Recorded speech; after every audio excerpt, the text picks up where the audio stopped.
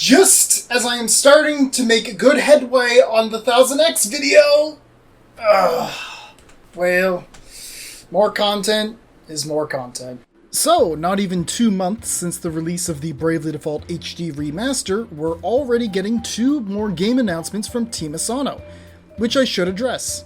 Yes, I haven't made as many videos on BDHD as I intended. There's a few reasons for that. Busy with life, working, playing other games, and not the one that I have technically played multiple times over by now. Still really like it though. The biggest one is that I've been pouring my editing time into the 1000X Resist video. It's going to be like 7 hours long, so it needs as much focus as I can give it. The first hour is down currently, and I'm still working on it every day, so once that is out, I intend on doing a number of BD remaster videos, like a team setup guide remake, and a guide to the crystal bosses, since I've been seeing a number of people having trouble with some of them. If there are any other BD videos you want to see me make, by the way, let me know in the comments below. Alright, with all that out of the way, let's get right into the news! That was horrible, I'm sorry. Let's start off with the brand new series that Team ASANO is seemingly trying out, and had me guessing if it was a new Octopath initially. But no, instead, we are getting an HD 2D action RPG. My friend kept saying it was ASANO trying his hand at a mana clone, so we'll go with that. The Adventures of Elliot, the Millennium Tales, is a brand new IP that takes our adventurer lookalike Elliot and his fairy companion, Faye. We all know how this goes by now. But overall, the trailer looks fun. I like the weapon assortment, the chain and sickle is really catching my eye. And Faye actually doing things is also nice. I like this one moment in the trailer where she travels forward and then Elliot can seemingly teleport to her, so you can navigate these hazardous puzzle zones. Pretty cool.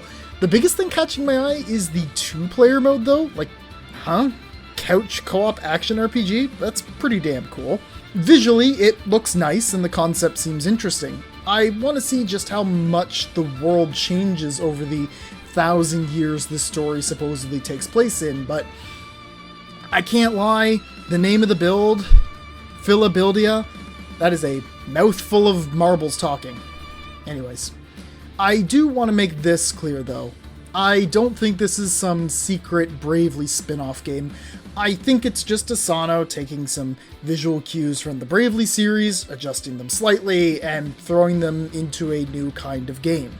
We've seen it in Octopath. I'm sure it's the same scenario here. Team ASANO has always been about innovating on old genres in new ways, and I'm sure that's still the case here.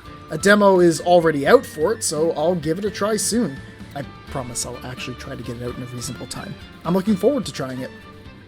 But of course, Elliot was immediately overshadowed by the other big announcement that followed it up. Octopath Traveler 0. Yes, we are getting another new Octopath. Well, sort of. Octopath 0 appears to be a fully fledged console remake of Champions of the Continent, a game that I never personally finished, but was looking forward to doing so. Just in case you've never heard of Champions of the Continent before, it was the mobile game prequel to the first Octopath Traveler, so it takes place in the same world and fleshes out the lore a bit. They're taking the base of that game, remodeling it a bit, changing up some of the narrative to freshen it up for a bigger release, and adding new stuff. New stuff includes customizable protagonist character for the first time in the series, instead of a random 5-star like in COTC, a full-on village rebuilding game for Wishvale, formerly the nameless village it would seem, and likely a follow-up on that Team ASANO poll from like 2 years ago about what kinds of games they should make, the new story stuff I mentioned earlier with full voice acting now, and for newcomers, the whole chance to finally play COTC if you weren't into gacha games. You'll get to have a full party of 8 travelers for the whole game this time.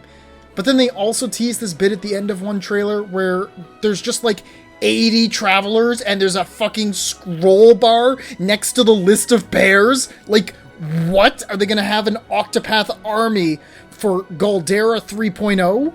As far as I can tell, the gacha elements don't seem to be involved. I'm not certain, no promises there, but I don't think they'd have them. Now, there is one thing I wanted to point out just because it's irking me slightly, the graphic fidelity.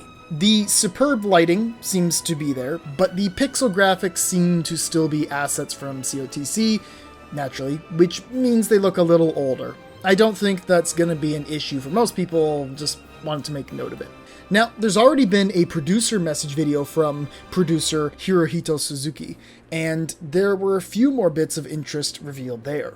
For one, the story apparently has two main arcs, splitting off from having your hometown burned to the ground. One path is more lighthearted and focuses on the reconstruction of the town while finding people to assist. And the other is the road to vengeance as you hunt down those responsible for the razing.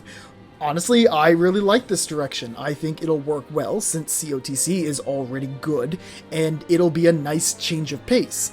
I also noticed a new job already shown off for one of the characters, Architect, an occupation that Stia holds. So I'm assuming this job probably focuses more on the town rebuilding aspect of the game.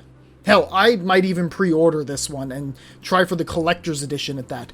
Octopath 2 did such a stellar job at bringing back my confidence in the series that I'm fully on board with this release. The collector's edition had some sick goodies, like a game mat with a map of Orstera on it, 3 seemingly metal D8s depicting the aspects of COTC, wealth, power, and fame, art book, Break and Boost album Volume 3, Break and Boost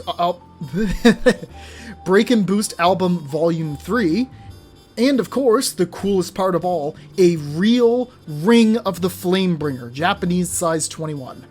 I want the ring. I will put it next to my Kingsfall Raid ring.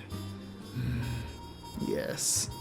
I also love that the 0 in the title is shaped and oriented to look like a ring, and that the cover art is really weird in a cool way, because it has no focus on any frontward-facing characters. Instead, it's facing your OC's back. It's so strange as an RPG cover, but I love it to death. But yeah, I'm really excited for both of these. I may try to do the demo of Elliot over the weekend after this video comes out, and Octopath Zero's release date has already dropped for December 4th of this year. Elliot comes out next year. I'm probably going to give both of these a shot, and to answer one last question that may come to some people's minds, no, I don't think this will open the door to the Bravely mobile games getting remade. I just do not see it happening. But that is all the news I have for you today. What do you think? Are you excited for either of these titles? Both? Let me know your thoughts in the comments below. And also, thank you for your patience as I continue to work on This Is for the Future. It's been a massive project. I really hope you'll take the time to check it out when it's done. Alright, thanks for watching. I'll see you soon.